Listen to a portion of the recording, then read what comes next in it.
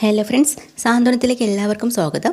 അങ്ങനെ വക്കീൽ അലോകിനോട് ചോദിക്കുന്നുണ്ട്. അനിമോളുടെ വക്കീലാണ് കേട്ടോ. നിങ്ങൾ കല്യാണ തലേന്നാണല്ലോ ഈ പ്രശ്നം നടക്കുന്നത്. അന്ന് അനിമോൾ നിങ്ങളെ കൂടെ ഇറങ്ങി വന്നു എന്നാണ് നിങ്ങൾ പറയുന്നത്. അങ്ങനെയാണെങ്കിൽ അനിമോൾ അന്ന് നിങ്ങളുടെ കൂടെ വരാൻ വേണ്ടിയിട്ട് പ്രേരിപ്പിച്ചത് ആരെങ്കിലും ഉണ്ടോ? ആരുടെ പ്രേരണ മുഖേനയാണ് അനിമോൾ വന്നതെന്ന് ചോദിക്കുകയാണ്. അപ്പോൾ തന്നെ എതിർഭാഗം വക്കീൽ ദേഷ്യം വരും കേട്ടോ, അതായത് അലോകിൻ്റെ വക്കീലിന്. എന്നിട്ട് ജഡ്ജിയോട് പറയുന്നത് ഇയാൾ അനാവശ്യമായിട്ട് ചോദ്യങ്ങളൊക്കെ ചോദിക്കുകയാണ്, അതുകൊണ്ട് ഇങ്ങനെയുള്ള സംശയങ്ങളൊന്നും ചോദിക്കാൻ പാടില്ല, കാര്യങ്ങളൊക്കെ വളച്ചൊടിക്കാൻ നോക്കുകയാണെന്ന്. അങ്ങനെ വക്കീലന്മാർ അങ്ങോട്ടും ഇങ്ങോട്ടും തർക്കിക്കാൻ കേട്ടോ. അവസാനം ജഡ്ജി പറയുന്നുണ്ട്, നിങ്ങൾ കണ്ടിന്യൂ ചെയ്തോളൂ എന്ന് പറയാം കേട്ടോ. അങ്ങനെ അനിമോളുടെ വക്കീൽ അവിടെ പോയി ഇരുന്നിട്ട് മറ്റേ ആൾ ഇങ്ങോട്ട് വരികയാണ്. എന്നിട്ട് നേരെ വന്നിട്ട് നമ്മുടെ അലോകിനോട് ചോദിക്കുന്നുണ്ട്. അപ്പോൾ ആ വക്കീൽ പറയുന്നുണ്ട്, അനിമോൾ പറയുന്നത് എന്താണെന്ന് വെച്ചാൽ മാപ്പ് പറയാൻ വേണ്ടിയിട്ടാണ് അന്ന് രാത്രി അലോകിനെ കാണാൻ പോയി എന്നാണ്. പക്ഷേ അങ്ങനെയല്ല എന്നാണ് എൻ്റെ കക്ഷിയായ അലോക് പറയുന്നത്. പക്ഷേ പ്രായപൂർത്തിയായ ഒരു പക്വതയുള്ള ഒരു പെൺകുട്ടി ഒരാളെ വിളിച്ചു എന്നും പറഞ്ഞുകൊണ്ട് അന്ന് രാത്രി, അതും പാതിരാത്രി, ആരെയും മറിക്കാതെ വീട്ടിൽ നിന്ന് ഇറങ്ങി പോകുമോ? അത് കോടതി നോട്ട് ചെയ്യേണ്ട ഒരു കാര്യമാണ്. ഉടനെ ജഡ്ജി ഒരു എഴുതി നോട്ട് ചെയ്യുന്നുണ്ട് കേട്ടോ. പിന്നെ അതും എന്തിനു വേണ്ടിയിട്ടാണ്? മാപ്പ് പറയാൻ. അത് നമുക്ക് വിശ്വസിക്കാൻ കഴിയുമോ എന്നിങ്ങനെ വീണ്ടും ചോദിക്കുമ്പോൾ അനിമോൾ ആകെ പേടിച്ച് വരയ്ക്കുന്നുണ്ട് കേട്ടോ. അപ്പോൾ വീണ്ടും അനിമോളുടെ വക്കീൽ ചാടി അടിക്കുന്നുണ്ട് കേട്ടോ. പ്രതിഭാഗമൊന്നും പറയുന്നത് വസ്തുതയായിട്ടുള്ള കാര്യമല്ല ഇവിടെ അവതരിപ്പിക്കുന്നത്. അപ്പോൾ മറ്റേ അയാളും പറയുന്നുണ്ട്, അനുമാനമായിട്ടുള്ള കാര്യങ്ങളാണ് ഞാനിവിടെ പറയുന്നത്, ഈ കേസിലുള്ള രേഖകൾ തന്നെയാണ് പറയുന്നത്. വീണ്ടും ജഡ്ജി പറയുന്നുണ്ട്, നിങ്ങൾ അവിടെ ഇരിക്കുമോ, കൗൺസിൽ തന്നെ പ്രൊസീഡ് ചെയ്തിട്ടെന്ന്. അങ്ങനെ അലോകിൻ്റെ വക്കീൽ തന്നെയാണ് സംസാരിക്കുന്നത് കേട്ടോ. അപ്പം അയാൾ പറയുന്നത് വെച്ചാൽ, ഈ കൊച്ച് മൊഴി കൊടുത്തിരിക്കുന്നതിൽ അനുസരിച്ച് അലോകിനെ കാണാൻ പോകുന്ന വിവരം വീട്ടിലെ അച്ഛനോടോ അമ്മയോടോ സഹോദരന്മാരോടോ ആരോടും പറഞ്ഞിട്ടില്ല. ഒരൊറ്റ മനുഷ്യരോടും പറയാതെ ഇറങ്ങി പോവുകയാണെങ്കിൽ അതിൻ്റെ അർത്ഥം എന്താണെന്നാണ്? സ്വന്തം ഇഷ്ടപ്രകാരം അയാളുടെ കൂടെ ഇറങ്ങി പോയതല്ലേ. അപ്പോൾ അതിൻ്റെ അർത്ഥം ശരിക്കും പറഞ്ഞാൽ സ്വന്തം തീരുമാനപ്രകാരം ഈ പെൺകുട്ടി എൻ്റെ കക്ഷിയെ കാണാൻ വേണ്ടി പോയി. എന്നിട്ട് എന്താ തീരുമാനിച്ചിരിക്കുന്നത്? അന്ന് രാത്രി ഒരു ദിവസം അവിടെ ഇവൻ്റെ കൂടെ കഴിയാം, എന്നിട്ട് പിറ്റേ ദിവസം കല്യാണ സമയത്ത് വന്നിട്ട് എല്ലാവരോടും പറയുന്നു എന്നെ ഇവൻ വിവാഹം കഴിച്ചു എന്ന്. അപ്പോൾ സ്വന്തമായിട്ട് താലി എടുത്ത് കഴുത്തിൽ കെട്ടിയിട്ട് ഇങ്ങനെയൊക്കെ പറഞ്ഞു കഴിഞ്ഞാൽ എങ്ങനെയാവും എന്ന് വക്കീൽ ചോദിക്കട്ടോ.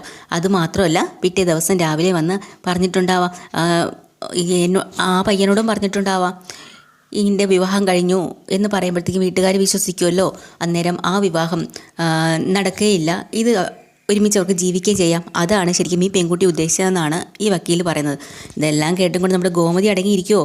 ഗോമതി അങ്ങോട്ട് തുടങ്ങിയിട്ടുണ്ട്, അവിടെ ഇരുന്നും കൊണ്ട് ഇല്ല, കള്ളം, പച്ച കള്ളം എന്നും പറഞ്ഞ് വിളി തുടങ്ങിട്ടോ. അപ്പോൾ തന്നെ നമ്മുടെ ജഡ്ജി അവിടെ നിന്നുകൊണ്ട് പറയുന്നുണ്ട്, ഇനി ഇതുപോലെ സംസാരമോ ഇത് കോടതി അലക്ഷ്യമായിട്ട് എന്തെങ്കിലും സംഭവിച്ചാൽ നിങ്ങൾക്കെതിരെ കേസെടുക്കും എന്നും പറഞ്ഞിട്ട് വിരട്ടി നമ്മുടെ ഗോമതി അവിടെ ഇരുത്താം കേട്ടോ.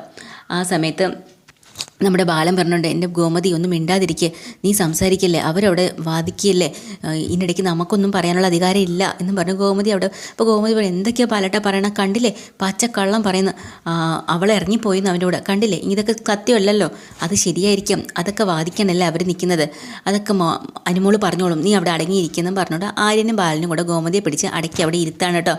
അപ്പം ഇതൊക്കെ കഴിഞ്ഞിട്ട് നമ്മുടെ അങ്ങനെ വാദം ഭയങ്കര ചൂടായിട്ട് നടക്കുന്ന സമയത്ത് വക്കീൽമാരും രണ്ടുപേരും കൂടെ തർക്കം തുടങ്ങിയിട്ടോ. ഒരാൾ പറയുന്നത് ന്യായമല്ലാത്ത കാര്യമാണ്, ഒരാൾ പറയുന്നു അത് അങ്ങനെയല്ല, തിരിച്ചാണ്, വെറുതെ എൻ്റെ കക്ഷി നാണം കെടുത്താൻ വേണ്ടിയിട്ടാണ് ഇങ്ങനെയൊക്കെ ചോദിക്കുന്നത് എന്നും പറഞ്ഞ് അനിമോളുടെ വക്കീൽ. അവസാനം അനിമോൾക്ക് അവിടെ നിന്നിട്ട് വല്ലാത്തൊരു ദേഷ്യം തോന്നുന്നുണ്ട് കേട്ടോ, സങ്കടമോ ദേഷ്യമോ എന്തോ. കാരണം പറയുന്നതല്ല പച്ച കള്ളമാണല്ലോ. ശരിക്കും അവനോടുള്ള ഇഷ്ടം കൊണ്ടാണ് ഈ ഇറങ്ങി പോകുന്നതെന്നും ഒരു രാത്രി അവനോട് കഴിയാനുള്ള ആഗ്രഹം കൊണ്ടാണ് പോയതെന്നൊക്കെ പറഞ്ഞു കഴിഞ്ഞാൽ അനിമോൾ സഹിക്കോ? അനിമോൾക്കാണെങ്കിൽ ഒന്നും മിണ്ടാനും പറ്റുന്നില്ല, വക്കീൽ ചോദിച്ചാലേ പറയാൻ പറ്റുള്ളൂ. ഗോമതിക്ക് വീണ്ടും പ്രശ്നം തുടങ്ങിയിട്ടോ. അങ്ങനെ ഗോമതിയും പിടിച്ചടക്കി അവിടെ ഇരുത്തുന്നുണ്ട്, എല്ലാവരും കൂടെ വഴക്ക് പറഞ്ഞിട്ട്. അത് കഴിഞ്ഞ് വീണ്ടും അങ്ങനെ തന്നെയാണ് അനിമോളുടെ വക്കീൽ പറയേണ്ടത്, എൻ്റെ കക്ഷി ആദ്യം മുതൽ മൊഴി തന്നിട്ടുണ്ട്, ആ മൊഴി തന്നത് അന്ന് മുതൽ ഇന്ന് വരെയും അതിൽ ഒരു മാറ്റവും വരുത്തിയിട്ടില്ല. അന്ന് എന്താ പറഞ്ഞത്, നടന്ന സംഭവം അതുപോലെ പരാതി കൊടുത്തിട്ടുണ്ട്, അത് ഇന്നും ആ കുട്ടി മാറ്റിയിട്ടില്ല. സത്യാവസ്ഥ എന്താണെന്ന് അറിയണമെങ്കിൽ ഈ അനിമോളെ നമുക്ക് വാദിച്ചാലോ വിസ്തരിച്ചാലോ മാത്രം മതി, അത് സത്യം ഈ കോടതിയുടെ മുന്നിൽ തെളിയും, അതല്ലേ വേണ്ടത്. അപ്പോൾ എല്ലാവരും ആകാംക്ഷയോടെ ഇരിക്കുക കേട്ടോ. അലോകിനോടുള്ള ആ ഒരു വാദമെല്ലാം ഒരുവിധം പൂർത്തിയാക്കി. ഇനി അടുത്ത് നമ്മുടെ അനിമോളോടത്താണ് ചോദിക്കേണ്ടത്. അനിമോളാണ് ഇനി അടുത്ത പ്രതിയായിട്ട് കൂട്ടിൽ നിന്ന് നിൽക്കേണ്ടത്. അപ്പോൾ ജഡ്ജി ഉടനെ പ്രസ്താവിക്കുന്നുണ്ട്, ഈ കേസിൻ്റെ വിധി ഉച്ചയ്ക്ക് ശേഷമായിരിക്കും വാദിക്കുന്നത്, എല്ലാവർക്കും പിരിഞ്ഞു പോകാമെന്ന് പറയാം. അങ്ങനെ എല്ലാവരും പുറത്തോട്ട് ഇറങ്ങട്ടോ. അച്യുതനാണെങ്കിൽ നമ്മുടെ അനന്തനൊക്കെ ആണെങ്കിൽ വളരെ ടെൻഷൻ അടിച്ചിരിക്കുക കേട്ടോ. അപ്പോൾ അനന്തൻ പറഞ്ഞിട്ട്, നീ ഒന്നും കൊണ്ട് പേടിക്കാതിരിക്കുക അച്യുത, നമുക്ക് ഉറപ്പായിട്ടും പുറത്തിറക്കാമെന്ന് ആലോകിനെ പുറത്തിറക്കാമെന്ന് അവരിങ്ങനെ ചിന്തിക്കാട്ടോ. ഇത് കഴിഞ്ഞ് അവർ പുറത്തിറങ്ങി നിൽക്കുമ്പോഴത്തേക്കും വക്കീൽ വന്ന് അനുമോൾക്ക് കുറച്ചുകൂടി ധൈര്യം കൊടുക്കുകയാണ്. അനുമോളെ, കുട്ടി ഒന്നുകൊണ്ടും പേടിക്കണ്ട, ഉച്ചയ്ക്ക് ശേഷമായിരിക്കും അനുമോളോട് ക്വസ്റ്റ്യൻസ് ഒക്കെ ചോദിക്കുന്നത്. എന്താ നടന്നതെന്ന് സത്യസന്ധമായിട്ട് പറയുക, അത്രേ ഉള്ളൂ. മോളൊരു കാര്യം ചെയ്യണം, ഇത്രയും നാൾ എങ്ങനെയാണ് നിന്നത് അതേ സ്റ്റാൻഡിലായിട്ട് നിൽക്കണം. പിന്നെ അവർ എതിർഭാഗത്തുള്ളവർ ജയിക്കാൻ വേണ്ടി പലതും ചോദിക്കും, പക്ഷേ അതിൽ നിന്ന് തളർന്നു പോകരുതെന്ന് പറയാം. ബാലൻ പറയാനുണ്ട്, സത്യം നമ്മുടെ ഭാഗത്തല്ലേ, പിന്നെ എന്തിനാ മോള് പേടിക്കണേന്ന്. ആ സമയത്ത് പോലീസ് അലോകിനെയും കൊണ്ട് പുറത്തേക്ക് ഇറങ്ങി വരുന്നുണ്ട് കേട്ടോ. അപ്പം അലോകാണെങ്കിൽ നമ്മുടെ അനുമോൾ ഇങ്ങനെ നോക്കുകയാണ്. അതും കൂടെ കാണുമ്പോഴത്തേക്കും ചെറിയൊരു സോഫ്റ്റ് കോർണർ നമ്മൾ അനുമോൾക്ക് വരികയാണ് കേട്ടോ. അനുമോൾക്ക് തോന്നുന്നുണ്ട് പാവം അവനെ ഇങ്ങനെ കൊണ്ടുപോകുന്ന കാണുമ്പം എനിക്ക് പാവം തോന്നുവാണ്. അത് കേൾക്കുമ്പോൾ പെട്ടെന്ന് ബാലിന് ദേഷ്യം വരും. പാവോ, നീ എന്തൊക്കെയാണ് പറയണത്? നിന്റെ ജീവിതം തകർക്കാൻ നോക്കിയവനാണ്, അവനോടൊരു സരി പോലും സഹതാപം നീ കാണിക്കരുത്.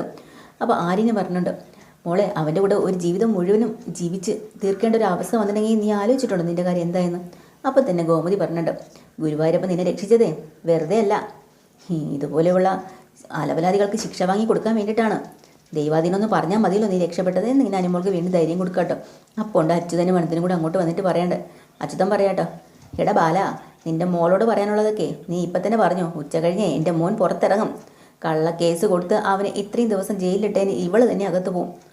ഓ, കോടതിയെ കൃഷ്ണമക്കൾത്തേര് വിലക്കൊന്നും വാങ്ങിയിട്ടില്ലല്ലോ, വിധി വരുമ്പോൾ അറിയാം.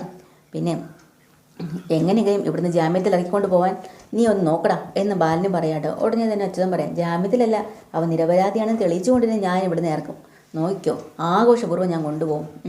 കാണാൻ നമുക്ക് എന്ന ബാലെ, നിൻ്റെ വക്കീലിൻ്റെ കോട്ട് നീ വാങ്ങിച്ചിട്, എന്നിട്ട് നീ വാദിക്ക്, അതാ നല്ലത്. പിന്നെ കൃഷ്ണമംഗലത്തെ അച്യുതനല്ലേ വാദിക്കുന്നത്, ജഡ്ജി തൊഴുതുകൊണ്ട് പറയും നിൻ്റെ മോൻ നിരപരാധിയാണ്, നീ കൊണ്ടുപോക്കോന്ന് എന്ന് പറഞ്ഞ് ബാലിനിങ്ങനെ കളിയാക്കട്ടോ. അവസാനം അവിടെ നിന്നും കൊണ്ട് തർക്കവും വഴക്കും ഒക്കെ ആകുമ്പോഴത്തേക്കിനും വക്കീലും വന്ന് പറയുന്നുണ്ട്, ഇവിടെ നിന്ന് സംസാരിക്കരുത്, വഴക്കൊന്നും ഉണ്ടാക്കരുത്, നിങ്ങളുടെ മകന് വേണ്ടി വാദിക്കാനല്ലേ ഞാൻ നിൽക്കുന്നത്, ധൈര്യമായിട്ടിരിക്കുക, ഞാൻ അവനെ പുറത്തിറക്കിക്കൊള്ളാം, ഇവരുമായിട്ട് നിന്ന് സംസാരിച്ച് പ്രശ്നം വഷളാക്കരുതെന്ന് പറഞ്ഞുകൊണ്ട് അയാളെ വിളിച്ചുകൊണ്ട് പോകട്ടോ. അങ്ങനെ അനന്തൻ അച്യുതന് വഴക്ക് കൊടുക്കുന്നുണ്ട്. ഞാൻ അപ്പോഴേ പറഞ്ഞതാ കോടതിക്ക് പുറമെ നീ ഇങ്ങനെയൊന്നും ചെയ്യരുതെന്നും. ബാലിനോട് ഭയങ്കരമായിട്ട് തർക്കിച്ചിട്ടാണ് പോകണം കേട്ടോ, നിൻ്റെ പരിഹാസമൊക്കെ മാറും, നീ കരയും എന്നൊക്കെ പറഞ്ഞിട്ട്. അങ്ങനെ ഇവരങ്ങോട്ടും ഇങ്ങോട്ടും പിരിഞ്ഞു പോകട്ടോ. ഇതിനിടയ്ക്കാണ് കയ്യാങ്കളി ഇവരാവാണ്. ബാലനാണെങ്കിൽ ദേഷ്യം വരുന്നുണ്ട്. അപ്പോൾ അച്യുതൻ പറഞ്ഞു, ഇവന് ഭയങ്കര അഹങ്കാരമാണ്, ഇവൻ അഹങ്കരിക്കും. അപ്പോൾ തന്നെ ബാലൻ പറഞ്ഞു, എന്താടാ എനിക്കറിയാം, അഹങ്കരിച്ചാൽ ഞാൻ അഹങ്കരിക്കൂടാ, കാരണം സത്യവും ന്യായവും ധർമ്മവും എല്ലാം ഉള്ളത് എൻ്റെ മകളുടെ പക്ഷത്താണ്. അതുകൊണ്ട് ഇടാ നിന്നെ ഇപ്പം ഞാനെന്ന് പറഞ്ഞുകൊണ്ട് ആടികൂടാൻ പോകട്ടോ. അപ്പോൾ വീണ്ടും അവരുടെ വക്കീൽ പറഞ്ഞിടും, അതെ നിങ്ങളോട് പറഞ്ഞില്ലേ വഴക്കുണ്ടാക്കുന്നത്, പുറത്ത് നിന്നിങ്ങനെ വാദിച്ചിട്ട് വഴക്കുണ്ടാക്കിയെന്നും പറഞ്ഞുകൊണ്ട് അകത്തൊന്നും കേസ് ജയിക്കാനൊന്നും പോകില്ല, അകത്ത് വാദിച്ചാലേ പറ്റൂ, അതിന് ഞാനുണ്ട് നിങ്ങൾക്കെന്നും പറഞ്ഞ് അച്യുതനെ വിളിച്ചുകൊണ്ട് അയാൾ പോകാണ് കേട്ടോ. അപ്പം രാജശ്രീ ആണെങ്കിലും വല്ലാത്ത ടെൻഷനിലാട്ടോ. അപ്പോൾ രാജശ്രീയോട് നന്ദിത പറഞ്ഞുകൊണ്ട് പേടിക്കാതെ ഒക്കെ ശരിയായിക്കോളും, അവൻ ഇറങ്ങി വരും, ധൈര്യമായിട്ടിരിക്കുന്നു. അപ്പോൾ അനുശ്രീയുടെ മൊഴിയിലാണല്ലോ ഇരിക്കുന്നത് എന്നിങ്ങനെ രാജശ്രീയും പറയാട്ടോ. നന്ദിതയെടുത്തി പറയും പോലെ അല്ല, അവളെന്ത് പറയും പോലെ ഇരിക്കും, അവൾ ദുഷ്ടത്തി. അപ്പോൾ പിന്നെ നമ്മുടെ നന്ദിതയും പറയുന്നുണ്ട്, അനുശ്രീ പറയുന്നത് കേസ് കൊടുത്തത് സ്ട്രോങ് അല്ലേ, നമ്മുടെ വക്കീലും അങ്ങനെയല്ലേ, അവളുടെ അത് ന്യായമായിട്ടുള്ള കാര്യമല്ലേ, അപ്പോൾ പിന്നെ എന്ത് ചെയ്യാൻ പറ്റും. അനുശ്രീയെക്കുറിച്ച് സപ്പോർട്ടൊന്നും ചെയ്യേണ്ട, അവൾ ഇവിടെ വന്ന് നാടകം കളിച്ചിട്ട് എൻ്റെ മോനെ അകത്താക്കി. നന്ദിതേട്ടത്തി ഞാൻ വീണ്ടും പറയാം, എത്രയും വേഗം ഇത്രയും തിരിച്ചിങ്ങോട്ട് കൊണ്ടുവന്നേക്കണം. ആനന്ദേട്ടനും ഏട്ടത്തിയും കൂടെ പോയി അവളെ ഇങ്ങോട്ട് വിളിച്ചിറക്കിക്കൊണ്ട് വരണം, വന്നില്ലെങ്കിൽ ബലമായി പിടിച്ചുകൊണ്ട് വരണം. ഇവിടുന്ന് അലോകിൻ്റെ പെണ്ണായിട്ട് വന്ന് അനുശ്രീക്ക് ഇറങ്ങിപ്പോവാമെങ്കിൽ ആരിൻ്റെ ഭാര്യയായിട്ട് ഇറങ്ങിപ്പോയ മിത്രയ്ക്കും ഇങ്ങോട്ട് തിരിച്ച് വരാം. രണ്ടുപേരും നടത്തിയത് ഏകദേശം ഒരേ നാടകം തന്നെയല്ലേ. അപ്പോൾ നന്ദിതയ്ക്ക് ദേഷ്യം വരും കേട്ടോ. അപ്പോൾ നന്ദിത പറയുന്നുണ്ട്, ഒന്ന് മിണ്ടാതിരിക്കുക രാജശ്രീ, ആദ്യം ഇതൊന്ന് കഴിയട്ടെ, അത് കഴിഞ്ഞ് നമുക്ക് ആലോചിക്കാം. എന്താലോചിക്കാൻ?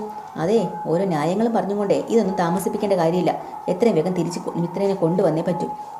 അല്ലെങ്കിൽ എനിക്കറിയാം ഏട്ടത്തിൻ്റെ കൂറ് അപ്പുറത്താണെന്ന്, ആര്യനെ മരുമോനായിട്ട് നിങ്ങൾ അംഗീകരിച്ചു, പക്ഷേ അങ്ങനെ നിങ്ങൾ മോഹിക്കണ്ട. ആര്യനും മിത്രയും ഈ കൃഷ്ണമംഗലത്തിൻ്റെ പടി ചവിട്ടണമെങ്കിൽ ഈ രാജശ്രീ മരിക്കണം.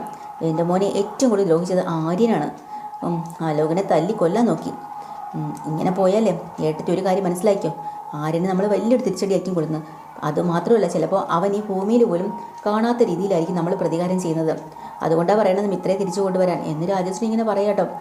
അപ്പോൾ മിത്ര തിരിച്ചു വന്നാൽ രാജശ്രീ പറയുന്നത്, മിത്ര ഒരു പക്ഷേ തിരിച്ചു വന്നാൽ ആര്യന് വേണ്ടിയിട്ടുള്ള ചില കാര്യങ്ങൾ നമ്മൾ വിട്ടുപിടിച്ച് ചെയ്യാമെന്ന് പറയാം. അതായത് കൊല്ലും എന്നാണ് തീരുമാനിച്ച് വെച്ചിരിക്കുന്നത്. മിത്ര വരുവാണെങ്കിൽ അങ്ങനെ ചെയ്യില്ല എന്ന്. നന്ദിതയ്ക്ക് ദേഷ്യം വന്നിട്ടോ. നന്ദിത പറയുന്നുണ്ട്, നീ എന്താ വിചാരിച്ച് വെച്ചിരിക്കുന്നത്, ആര്യനെ കൊല്ലുന്നു, അത്രയ്ക്ക് അങ്ങ് പോകണ്ട, സംസാരിച്ച് നിങ്ങൾ എവിടെയാണ് പോകുന്നത്, മരിക്കണോ വേണ്ടതെന്ന് തീരുമാനിക്കണമെന്ന് ഭഗവാനുണ്ട്. അല്ലാതെ അലേഖിൻ്റെ കേസ് വിചാരണ നടക്കുമ്പോഴേ ഇവിടെ പ്രാർത്ഥനയോടുകൂടി ഇരിക്കേ, അല്ലാതെ മറ്റുള്ളവരുടെ ജീവന് നശിപ്പിക്കുകയല്ല വേണ്ടത്. എൻ്റെ ഏട്ടത്തി, ഞാൻ അങ്ങനെയൊന്നും പറഞ്ഞല്ല. നമ്മുടെ അനിയൻ്റെയും ചേട്ടൻ്റെയും ഭാര്യമാരാ. എല്ലാ കാര്യത്തിലും നമ്മൾ ഒറ്റക്കെട്ടായിട്ട് നിൽക്കണം. അതാണ്. ആ സമയത്ത് അച്ചു എൻ്റെ ഫോൺ വരും കേട്ടോ. അച്ചൂട്ട് എന്തായി? വെറുതെ വിട്ടല്ലോ അല്ലേ? വാദം കഴിഞ്ഞിട്ടില്ല. ഉച്ചയ്ക്ക് ശേഷം അനുശ്രീയുടെ വാദമുണ്ട്. പേടിക്കാനൊന്നുമില്ല, നീ ധൈര്യമായിട്ടിരിക്കുക. നമ്മുടെ വക്കീൽ പൊളിച്ചടക്കിയിട്ടുണ്ട്. അനുശ്രീ ഇപ്പം തന്നെ വരണ്ട് നിൽക്കണം.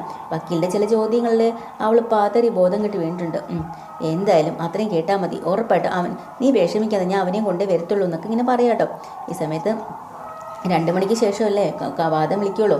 അപ്പോൾ ആര്യനും ബാലനും ഗോമതിയും അനുമോളും എല്ലാം കൂടെ ഊണഴിക്കാൻ പോയിട്ടുണ്ട് കേട്ടോ. കഴിച്ചിട്ടൊക്കെ തിരിച്ച് വന്ന് അവിടെ ഇരിക്കുമ്പോൾ വീണ്ടും അലോകിനെ കോടതിയിലേക്ക് കൊണ്ടുവരികയാണ്.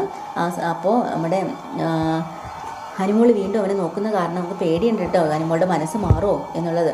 അനുമോളിങ്ങനെ സൂക്ഷിച്ച് നോക്കണം കേട്ടോ, ഇവരെ ചെറിഞ്ഞ് നോക്കുന്നുണ്ട്. അതൊക്കെ കഴിഞ്ഞിട്ട് നേരെ ഇവരിങ്ങോട്ട് അനുമോൾ അവിടെ ഇരിക്കുമ്പോൾ വീണ്ടും അനുമോളുടെ മനസ്സിൽ ഈ അലോകിനെ കുറിച്ചുള്ള കാര്യം ഓർമ്മ വരും. അന്ന് രാത്രി അനുമോളെ പിടിച്ച് വലിച്ചുകൊണ്ട് പോകുന്നത്, കെട്ടിയിട്ടിട്ട് ഉപദ്രവിച്ചതും ഒക്കെ ആലോചിച്ചിരിക്കട്ടോ. അത് കഴിഞ്ഞ് അകത്തേക്ക് വിളിക്കുന്നുണ്ട്. അങ്ങനെ അനുമോളെ ചോദ്യം ചെയ്യാനായിട്ട് മുന്നിൽ നിർത്താണ്. അനുമോളുടെ വക്കീൽ തന്നെയാണ് ആദ്യത്തെ ചോദ്യം അനുമോളോട് ചോദിക്കുന്നത്. എന്നിട്ട് പറഞ്ഞത് സത്യസന്ധമായിട്ട് എല്ലാ കാര്യങ്ങളും വ്യക്തമായിട്ട് പറയണം. അനുശ്രീയുടെ വിവാഹത്തിൻ്റെ തലേദിവസം രാത്രി പ്രതിയായ അലോക് നിങ്ങളെ തട്ടിക്കൊണ്ടുപോയി എന്നത് സത്യമാണോ എന്ന് ചോദിക്കാട്ടോ. അപ്പോൾ അലോകാണെങ്കിൽ പേടിച്ച് വിറച്ചിരിക്കുകയാണ്. അപ്പം അനുമോൾ പറയുന്നുണ്ട് അതെ സത്യം തന്നെയാണെന്ന് പറയാൻ കേട്ടോ. അപ്പം അനുമോളും പിന്നെ നമ്മുടെ അച്യുതൻ ആകെപ്പാടെ വിറച്ചുപോയി. കാരണം ഇനി അനുമോളുടെ ഓരോ വാക്കുകളും അവരെ പേടിക്കേണ്ടതാണല്ലോ. അപ്പോൾ അനുമോൾ ചോദിക്കുന്നുണ്ട്, പ്രതി നിങ്ങളുടെ വീട്ടിലെത്തി ബലമായി നിങ്ങൾ തട്ടിക്കൊണ്ട് പോയതാണോ? സത്യസന്ധമായിട്ട് നിങ്ങൾ പറയണം, ആ സംഭവം നിങ്ങൾ വിവരിക്കണം എന്ന് പറയാം കേട്ടോ.